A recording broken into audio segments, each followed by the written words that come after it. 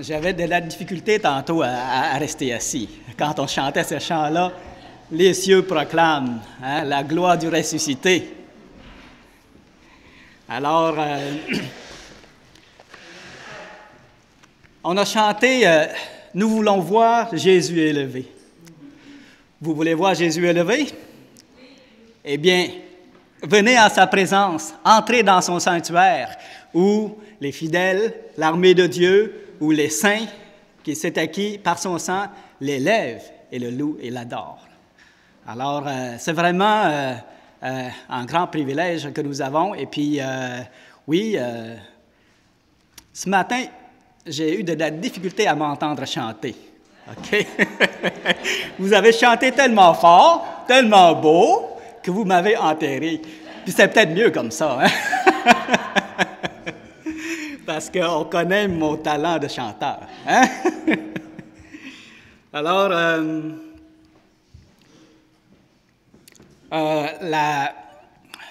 la semaine, pas la semaine dernière, mais enfin, cette fois-ci, je n'ai pas oublié que je donnais le message. La semaine dernière, j'ai oublié que c'était moi qui présidais. Mais bon, alors le Seigneur a pourvu, notre frère a fait un petit bout. Et cette semaine, eh bien, aujourd'hui, j'aimerais vous parler encore sur le thème du salut.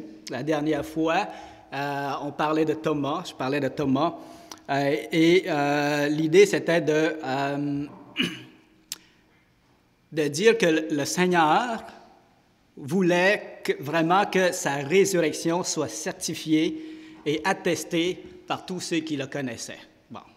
Et suite à ce message-là, il y a une sœur qui est venue me partager un verset que j'aimerais vous partager, juste pour faire un petit retour sur ce message-là dans Actes.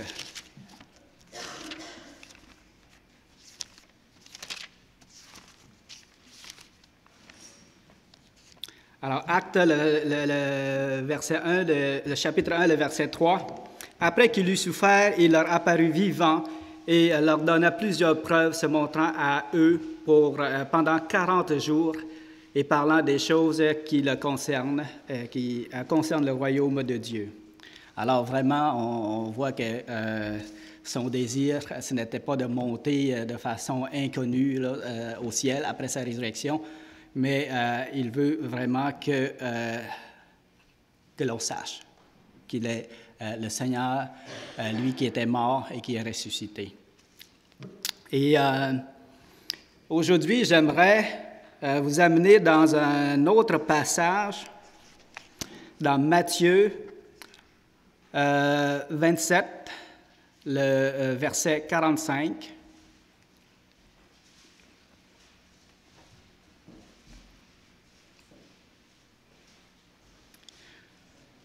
Matthieu 27, le verset 45, nous allons le lire ensemble. « Depuis la 6e heure jusqu'à la 9e, il y eut des ténèbres sur toute la terre. Et vers la 9e heure, Jésus s'écria d'une voix forte, « Élie, Élie, lama sabachthani », c'est-à-dire « Mon Dieu, pourquoi m'as-tu abandonné ?» Quelques-uns de ceux qui étaient là, l'ayant entendu dire, « Il appelle Élie. » Et aussitôt, l'un d'eux courut prendre une éponge qu'il remplit de vinaigre, et l'ayant fixée à un roseau, il lui donna à boire. Mais les autres disaient, « Laisse, voyons si Élie viendra le sauver. » Jésus poussa de nouveau un grand cri et rendit l'esprit. Et voici, il se passe quelque chose d'extraordinaire que nous allons parler ce matin. Et voici, le voile du temple se déchira en deux, depuis le haut jusqu'en bas. La terre trembla, les rochers se fendirent, les sépulcres s'ouvrirent et plusieurs corps des saints qui étaient morts ressuscitèrent. Des choses magnifiques qui se sont produites lorsque le Seigneur a expiré. Le voile du temple s'est déchiré. Il y eut un grand tremblement de terre. Il y eut des corps qui étaient ressuscités. De tels événements n'accompagnent pas tous les morts. Hein? Alors ce matin, le sujet que j'aimerais vous entretenir, c'est le voile déchiré. OK? Prions ensemble. Seigneur notre Dieu, oui, tu es grand, tu es puissant, Seigneur. Et ce matin, Seigneur, je suis tout tremblant en venant en avant, comme si c'était ma première fois à venir en avant, Seigneur. Mais je te demande, Seigneur Dieu, de me fortifier et vraiment de venir nous parler à nos cœurs, parler à notre esprit et de nous fortifier, Seigneur Dieu, et vraiment que l'on puisse reconnaître cette grande importance, Seigneur Dieu, de ce que tu as fait à la croix et de ce qui s'ensuit par la suite, Seigneur Dieu. Nous pouvons nous réjouir en ta présence, Seigneur, parce que tu nous as appelés, tu nous as purifiés, tu nous as sanctifiés, Seigneur, alors que nous étions des brebis perdues dans le monde, Seigneur, ne connaissant ni Dieu, ni ses voies, ni ses commandements. Tu es venu nous chercher, tu nous as appelés, Seigneur, par notre nom. Au temps venu, tu as touché nos cœurs et tu nous as amenés à toi, Seigneur. Et nous voulons vraiment, Seigneur, nous réjouir de cela et te louer, Seigneur Dieu, à cause de cela, Seigneur. Amen. Alors, on voit qu'au moment où le Seigneur Jésus a expiré, le voile du temple a déchiré en deux, depuis le haut jusqu'en bas. Est-ce que, j'aime bien poser cette question-là, est-ce un hasard ou un accident parce qu'il y a eu tremblement de terre, ça a secoué le temple, puis ça a déchiré le voile?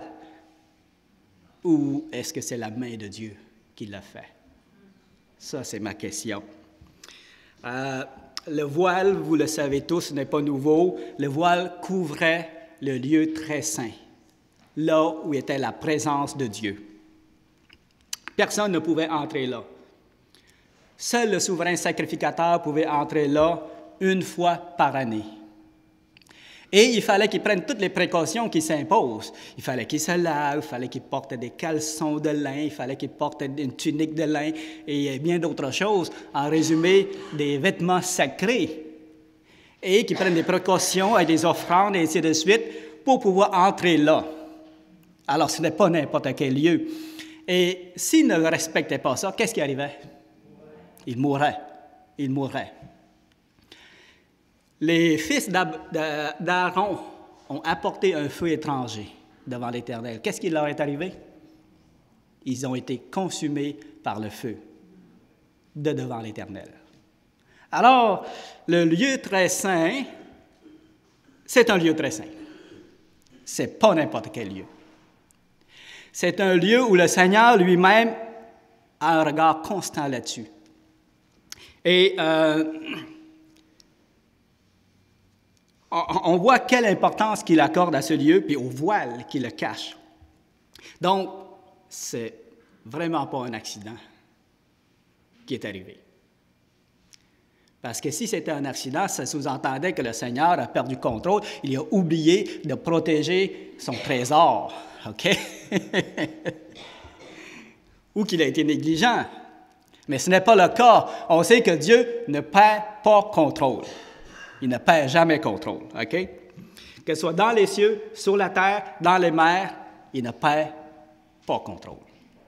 Même dans l'histoire humaine, dans le destin d'un pays, dans le destin d'une ville, d'une communauté, Dieu ne perd pas contrôle. Et même dans nos propres vies, il ne perd pas contrôle non plus. Okay? Dans Amos, le chapitre 3, le verset 6, ça dit ceci: « Arrive-t-il un malheur dans une ville sans que l'Éternel en soit l'auteur? » La réponse, c'est non. Et dans Lamentation 3, 37, ça dit ceci: « Qui dira qu'une chose arrive sans que l'Éternel l'ait ordonnée? N'est-ce pas de la volonté du Très-Haut que viennent les maux et les biens? » Effectivement. Et pour ce qui est des oiseaux, il n'en tombe pas un à terre sans la volonté de votre Père qui est dans les cieux. Et pour ce qui est de nous, même les cheveux de nos têtes sont tous comptés. Alors le Seigneur ne perd pas contrôle. Il garde contrôle, mais quand on dit qu'il garde contrôle, ça ne veut pas dire qu'il ne nous laisse pas décider et de subir nos conséquences de nos choix, par exemple. Ce n'est pas pareil, il faut faire la différence. Mais il garde le contrôle. Alors, cette parenthèse étant terminée, le voile qui cachait le lieu très saint ne s'est pas déchiré par accident. C'est la main de Dieu. C'est Dieu qui a déchiré le voile de sa propre main, comme un papier, mon ami, qui a été déchiré de haut jusqu'en bas. Et pourquoi est-ce qu'il l'a fait? Pourquoi l'a-t-il fait? Accessibilité, exactement. Qu'est-ce que cela représente pour nous, le voile déchiré? Plusieurs réponses peuvent surgir. Je vais vous suggérer quelques-unes. Le voile symbolisait l'ancienne alliance. Il représentait le sacerdoce lévitique, l'ombre des choses à venir. C'est là qu'on faisait les sacrifices, tout ça. Alors, tout ça, c'était des signes annonciateurs des choses bien plus grandes, bien meilleures, bien plus excellentes qui allaient venir.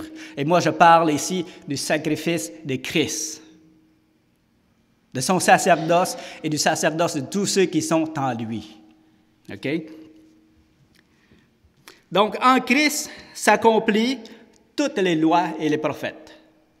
En Christ s'accomplit la justice de Dieu, la colère de Dieu est satisfaite, et en Christ sont satisfaites toutes les exigences divines concernant le salut et le pardon des péchés.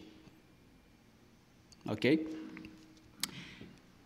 Il est l'accomplissement total de toutes les exigences de Dieu concernant le salut de nos âmes. Alors, plus besoin de sacerdoce lévitique, plus besoin de l'autel, plus besoin du lieu saint, plus besoin du lieu très saint.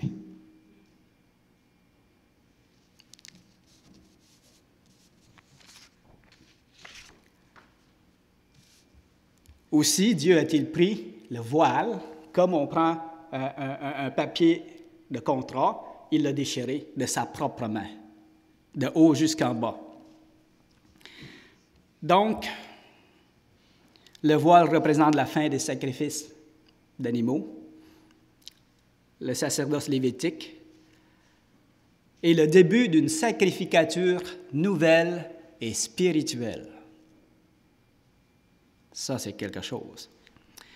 Il représente aussi la fin de la première alliance et le début d'une nouvelle alliance, le début d'une nouvelle ère. La première alliance était faite avec les tables de la loi et la circoncision de la chair. La nouvelle alliance est faite avec le sang de Christ et la circoncision du cœur. OK?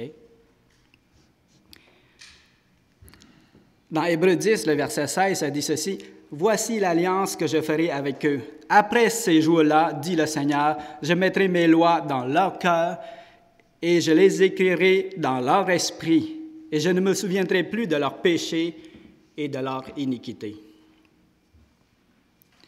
Alors, une parole écrite sur une table de pierre n'est rien, mais si elle est écrite dans notre cœur, elle portera beaucoup de fruits, des fruits de changement pour Dieu. Après ces jours, dit le Seigneur, je mettrai mes lois dans leur cœur, je les écrirai dans leur esprit, et je ne me souviendrai plus de leurs péchés, ni de leur iniquité. La première alliance est faite avec le peuple d'Israël. La nouvelle alliance est faite avec tous ceux qui croient, avec toutes les nations. OK? Le Seigneur a dit dans Jean 6, le verset 37, il dit « Tout ce que le Père me donne viendra à moi, et je ne rejetterai pas celui qui vient à moi. » Alors, l'appel est donné à tous, non seulement au peuple d'Israël. Dans Luc 13, le verset 29, ça dit ceci: « Il en viendra de l'Orient et de l'Occident, du Nord et du Midi, et ils se mettront à table dans le royaume de Dieu. » Ça veut dire qu'il en viendra de partout, de partout. Ils entreront dans le royaume de Dieu et festoieront devant Dieu, en sa présence.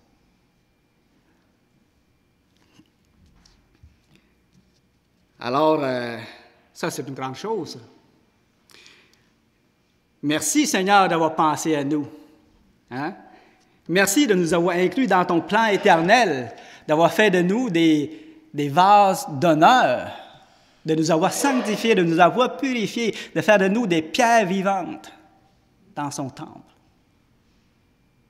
Merci, Seigneur, d'avoir pensé à nous. Dans la nouvelle alliance, nous sommes inclus là-dedans. Maintenant, nous sommes le peuple de Dieu, mes amis. Nous sommes le nouvel Israël, l'Israël spirituel, que le Seigneur s'est acquis par son propre sang.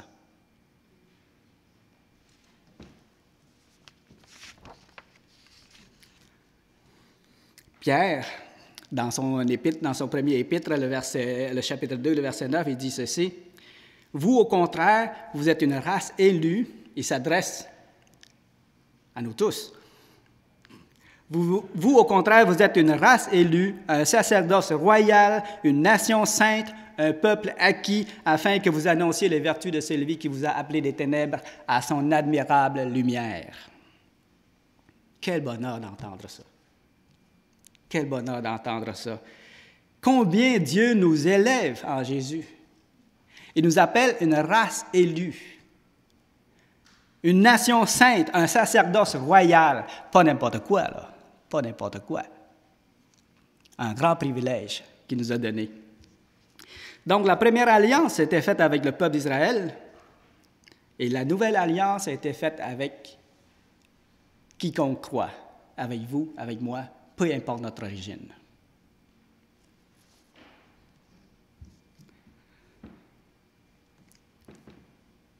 On a vu que le voile représentait aussi un libre accès au sanctuaire, à la présence de Dieu. C'est un grand privilège qui a été accordé seulement aux sacrificateurs une fois par année d'entrer là. Mais maintenant, le sacrifice de Christ étant accompli, bien Dieu a créé une grande ouverture dans à travers le voile, en le déchirant. Ça nous laisse un libre accès à sa présence. Ça, c'est symbolique. C'est symbolique comme geste. Mais aujourd'hui, chacun de nous peut se présenter devant le Seigneur, dans la présence de Dieu, comme on l'a fait ce matin. Et Dieu ne refuse personne. Au contraire, il nous invite à venir en sa présence. Vous voulez voir Jésus élevé? Venez dans sa présence. Entrez dans le sanctuaire au travers du voile où ses enfants le louent et l'adorent. Lisons ensemble Hébreux 10, le verset 19.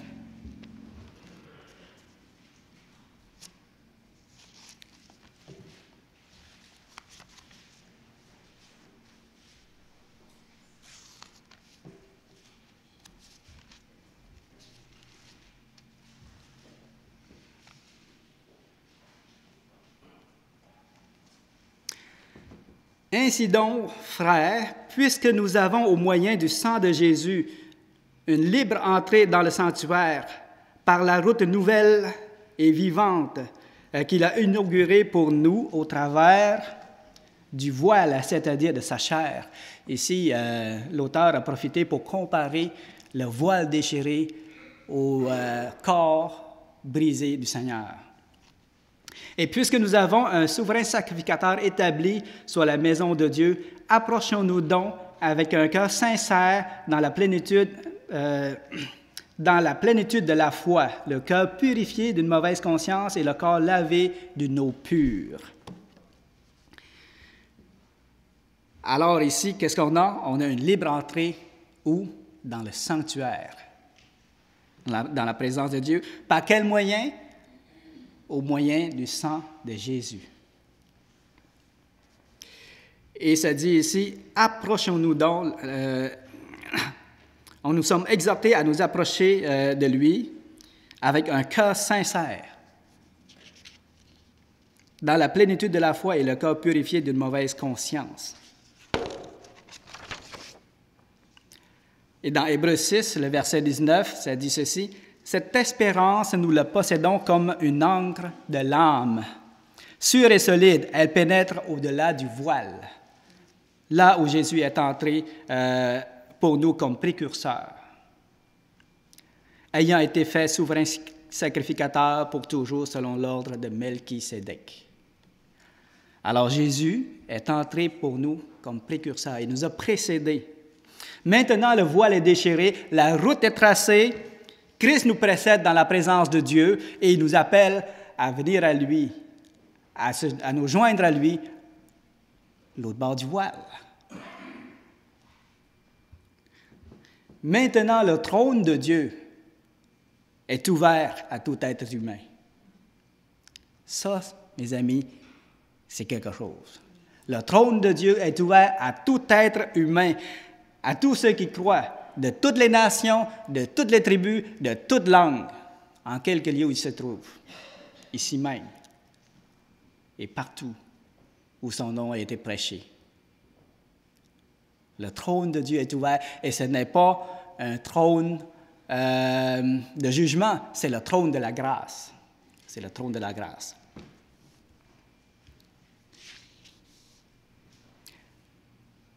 Donc, approchons-nous de lui avec un cœur sincère, approchons-nous de lui, pierre vivante, que l'apôtre nous exhorte. Maintenant, ce n'est plus à Jérusalem qu'il faut adorer Dieu, absolument. Ni sur le mont Garizim, comme la femme samaritaine croyait comprendre.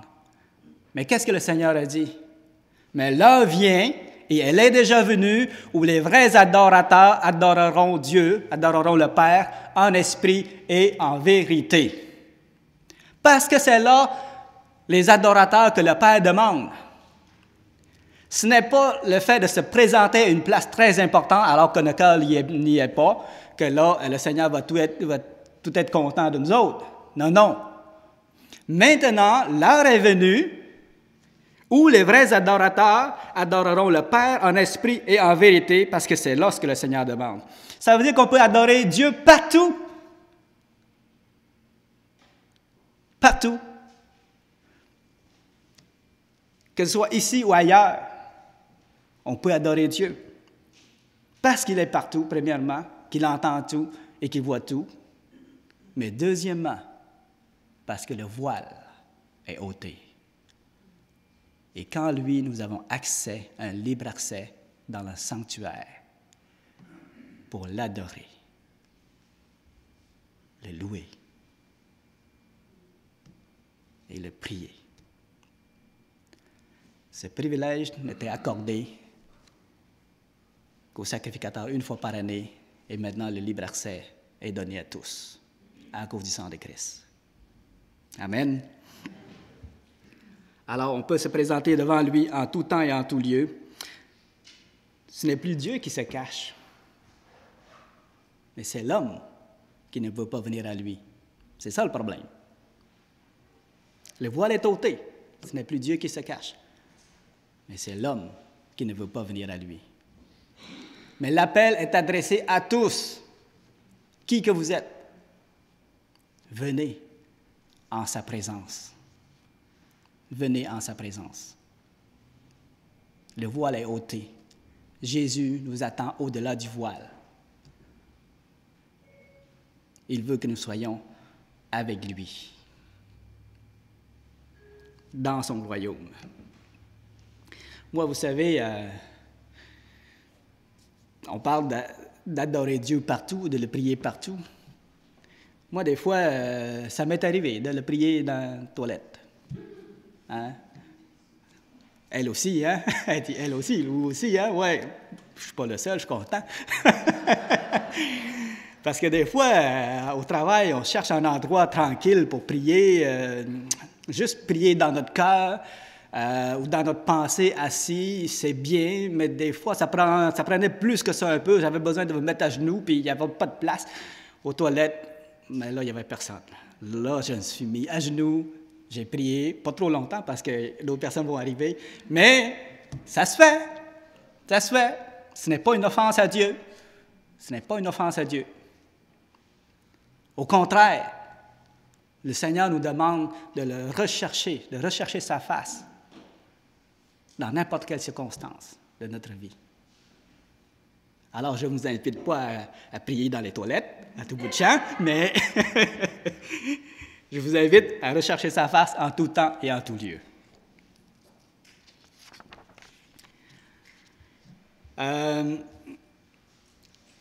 On avait dit que le sacrifice, que le voile représentait aussi la fin des sacrifices d'animaux, la fin du sacerdoce lévitique, le début d'une sacrificature nouvelle et spirituelle dont nous faisons partie.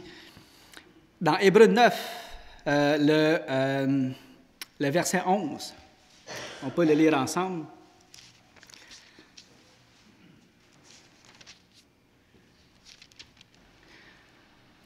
Hébreux 9, le verset 11. « Mais Christ est venu comme souverain sacrificateur des biens à venir.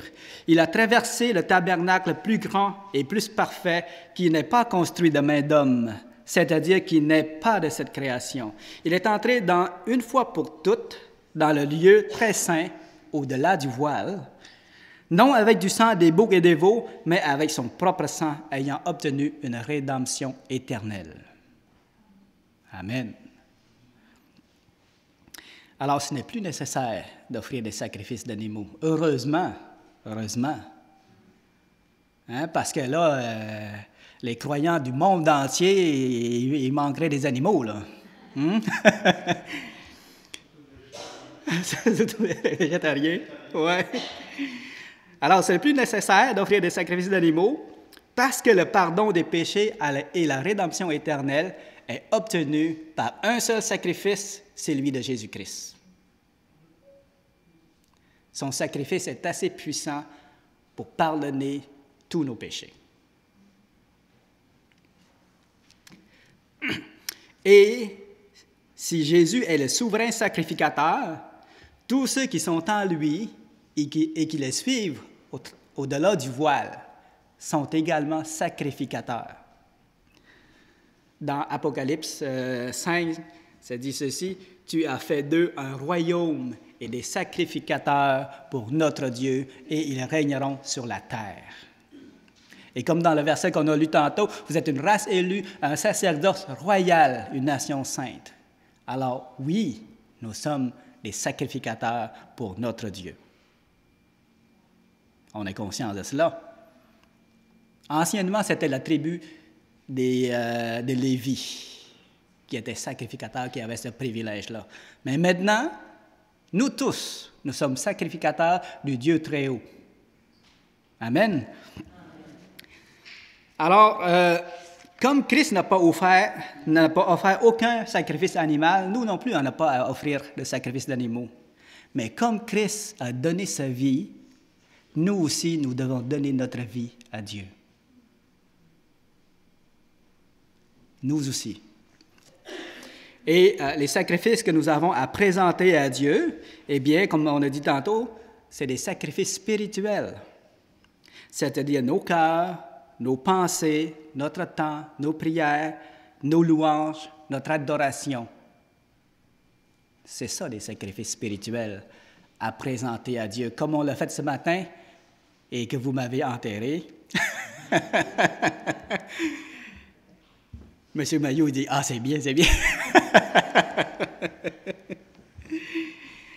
Alors, dans Hébreux, justement, Hébreux 13, le verset 15, ça dit « Par lui, offrons sans cesse à Dieu un sacrifice de louange, c'est-à-dire le fruit de nos lèvres qui confesse son nom. »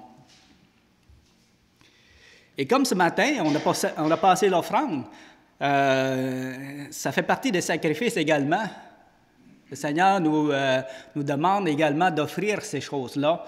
Et même si l'objet de l'offrande est charnel, si on pourrait dire, Il n'empêche que le sacrifice est spirituel. Est spirituel. Parce que souvent, nos cœurs sont attachés au matériel. Puis en le donnant à Dieu, en l'offrant à Dieu, eh bien, c'est un geste spirituel que l'on fait à Dieu. Une obéissance à sa parole. Alors, moi, je suis content qu'on n'ait pas de sacrifice d'animaux à offrir. Hein? Parce que c'est sanglant et c'est atroce aussi. Mais toute cette atrocité-là a été accomplie par le Seigneur Jésus. Donc, en conclusion, ce n'est pas long, hein? J'espère que ça n'a pas été long. En conclusion, Dieu a déchiré le voile pour nous. Il nous a laissé entrer avec Christ dans le lieu très saint, dans le sanctuaire, dans la présence de Dieu pour offrir ces sacrifices-là. Puis en Jésus, par sa mort et son sacrifice, Dieu a scellé une nouvelle alliance avec tous ceux qui croient en lui, pour que nous puissions, par lui, être pardonnés et avoir la rédemption éternelle en lui. Alors, selon moi, c'est un peu ça que représente le voile déchiré. Le voile ne sauve pas, mais il est symbole de plusieurs choses importantes pour nous. OK? Que le Seigneur vous bénisse. Je t'inviterai à revenir, frère.